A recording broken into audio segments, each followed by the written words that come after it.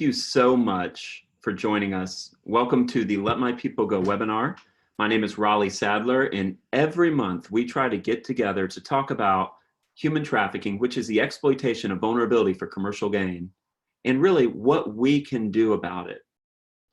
Let My People Go exists to empower the local church to fight human trafficking by loving those who are most vulnerable to it.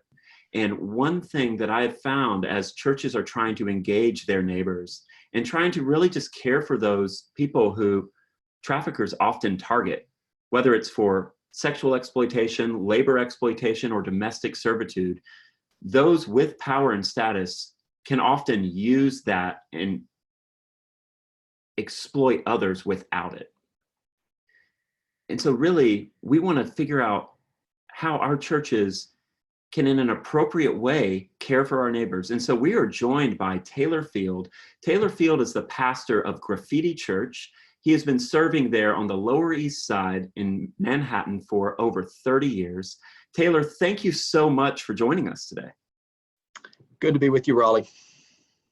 So Taylor, you've been on the Lower East Side for over 30 years. Could you tell me just kind of how that neighborhood has changed since you came there? Well, Raleigh, when we first got here, this was actually we started in 1986, so that was 33 years ago, but I also worked here in the late 70s. And, when I first got here, it was a lot of abandoned buildings. It was trash cans on fire, people that were struggling to survive. And so, as many areas of the country, it's different now. At that time, a taxi cab wouldn't take you here.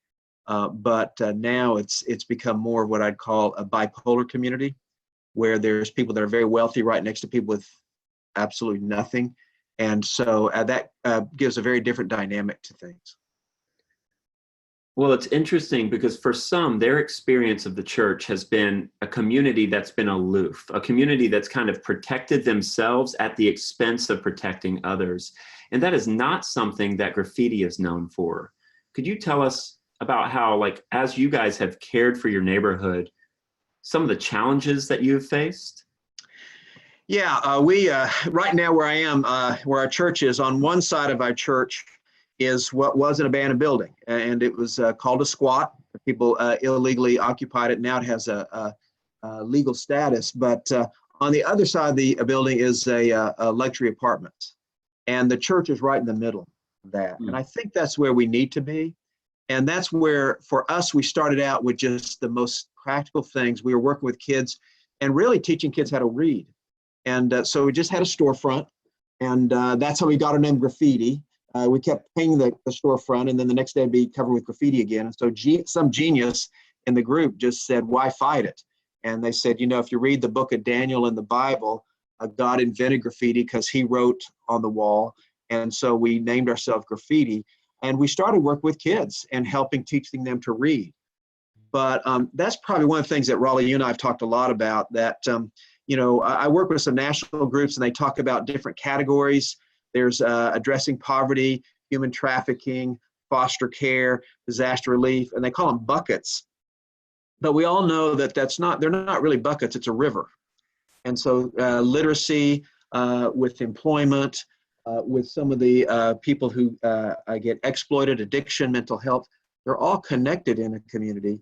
And so we began to learn that, and we started work with kids, but then we realized that so many people were living in abandoned buildings in our area at the time. It was a huge eye-opener for us, Raleigh. And I had, where I grew up, had not been in that circumstance. And so it was quite a learning experience. Well, and as you kind of talk about this being a learning experience, a lot of us, we're new to this. We're engaging kind of the needs around us, and we're trying to do it in a way that's creating an atmosphere of empowerment rather than disempowering the people that we're trying to help by treating them like projects to be solved rather than people to be loved. But as you have been doing this just on the ground for a while now, what are some of the most important lessons that you've learned? Well, you just mentioned one of them, Raleigh. I think the thing that I learned, there's a person we work with that works with people that are called travelers. Sometimes people call them crusty punks, and they're, with their dogs and so forth. And she would say this. She'd say, once you begin to pigeonhole people, you cease to love them. Mhm. I think that's something I've learned, because you start working with a group and then you start thinking, okay, this is that kind of person, or this is that. And you fail in terms of really addressing or treating them like a human being.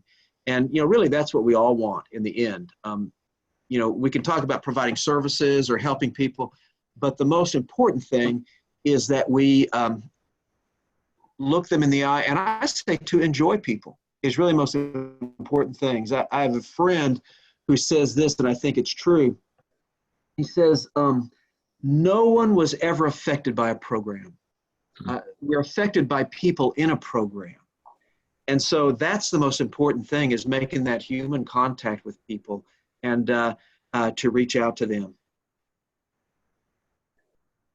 Yeah, it's interesting. I think it's very easy for any of us, whether we are in ministry or not, to kind of think through a transactional lens and not a relational one. And it's really easy to talk statistics and societal ills without actually looking people in the eye and hearing their story.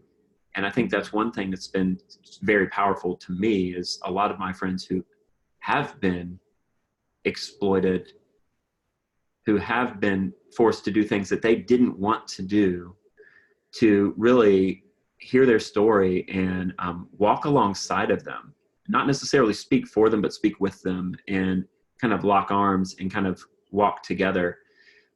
And it's interesting, I think, for us as leaders, when we're thinking about implementing these things in our churches, it's easy just to think, let's just create a program, get a couple people to staff it, and then we'll be able to say we did something. And I think that's a dangerous thing. It's a dangerous game we're playing, because it keeps us from actually engaging the people that I believe God has called us to love, that God has called us to do life with. It's easy to think that we are the hero and we are the answer to their problem. But you know what? The people in our community, they can speak to us and help us grow. Like, we are all together. We are all on the same level. And I think this is something that each church has to grapple with at some point. And so, like, for a church thinking about caring for those who are most vulnerable to exploitation, what advice would you give? Well, a couple of things. You said one thing I want to comment, and I think that you're right. One of the things we say, especially work with people dealing with addictions, that if you come in as the rescuer, you will end up being the accuser. And what I mean by that, first of all, you're taking a role, I'm going to rescue you. And then eventually, sooner or later, and you've probably had this experience I have, it's, well, how come you're not doing the things I thought you would? I've done this and this and this for you. How come you didn't do this? And so I think that, like you said, it's more of a process of walking alongside someone. And I think what we're doing now, Raleigh, is we work with churches as they're thinking about working, especially in under-resourced communities, or reaching out to people that may be having some tangible difficulties. We say this. We say, don't give food to people. Eat with them. And there's a huge difference in that. It's not, I'm going to come in and help these people that are exploited, but it's taking the time to eat with them. See, I read a book not too long ago that is called Eating Your Way Through Luke. And I love that title, because the point of the book is simply this, that Jesus in the Gospel of Luke either's at a meal, or he's going to a meal, or he's leaving a meal. And in the book of Luke, he may have been crucified because he ate with sinners. And it's a very different process. I'm learning this. We give out, we have a certain time of the week where we just provide sandwiches for people. Who wants to see? No questions, asked you to have a sandwich in there. There may be anywhere 50 to 100 to 200, 250 people.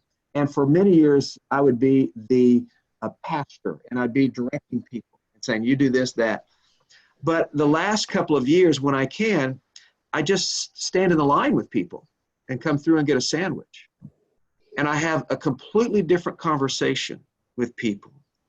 And I think that's important in whatever area, in terms of human trafficking or exploitation, is to find ways to eat with people that are having challenges and to listen. And you and I, Raleigh, have talked, Dietrich Bonhoeffer says, before you can speak the words of God, you must listen with the ears of God. And if we're thinking about a church and how they're trying to start, I would say one of the best things you can start with is think about who you could eat with. And it's not necessarily the principal of the school. You're going to get a much different experience and view on the neighborhood if you eat with a homeless person.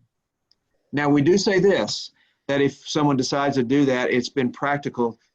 We say men with men and women with women is often used practical help as you do that. But we talk a lot about eating with people. And, you know, for myself, I'm from a Baptist standpoint, a perspective. Baptists are really good at eating. And so why not go for our strength? And it's not giving food, it's not providing services for people. It's eating with them, being with them. And it gives a whole different slant on things. Well, it's interesting. A friend of mine, Josiah Haken, who's with New York City Relief, they have a ministry called the Relief Bus, as you know. He says that we need to think communion over charity.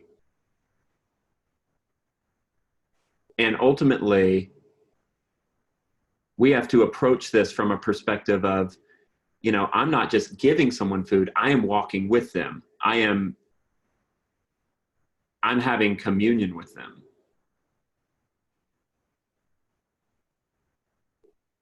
And so ultimately it seems like